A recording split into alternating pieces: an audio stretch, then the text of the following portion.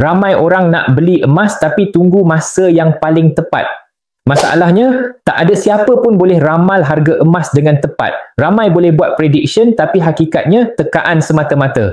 Sebab tu, tak perlu bazir masa monitor harga siang malam. Nak kaya dengan emas, bukan tengok harga tapi tengok berapa banyak gram yang kita dah kumpul. Emas bukan macam saham. Emas tu sendiri ada fizikal, ada nilai sebenar. Dan harga emas memang pasti naik dalam jangka panjang. Sebab apa? Sebab inflasi dan duit kertas makin susut nilai.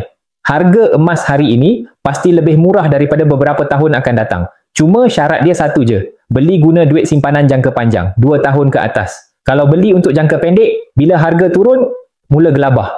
Sejarah 20 tahun tunjuk, harga emas naik purata 10% setahun. Lebih baik daripada ASB, tabung haji. Jadi kalau betul nak kaya dengan emas, tambah gram setiap bulan. Lagi banyak emas, lagi kukuh kekayaan kita. Naik harga tu cuma soal masa. Kalau harga barang pun kita yakin akan naik, apatah lagi emas, aset fizikal paling bernilai sejak ribuan tahun. Kalau tuan-puan dah bersedia, akaun Gap boleh mula dengan RM100 atau 1 gram sebulan. Isi info dalam beg biru, saya akan guide sampai faham. Dulu ragu kini tahu. Jom simpan emas.